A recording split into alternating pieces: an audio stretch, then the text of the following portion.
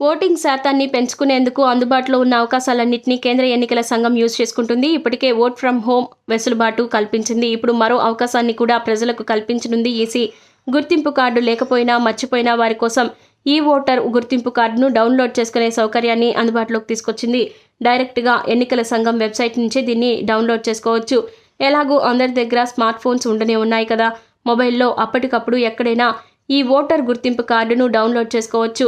EC వెబ్సైట్లో ఉండే form 8లోకి వెళ్ళి మీ డీటెయిల్స్ ఇవ్వాలి. తర్వాత సబ్మిట్ బటన్పై క్లిక్ చేస్తే voters.eci.gov.inలో ఉంటే గనుక ఈ ఈపీఐసీలోకి వెళ్ళి మీ ఓటర్ కార్డ్ నంబర్ ఎంటర్ చేయాలి.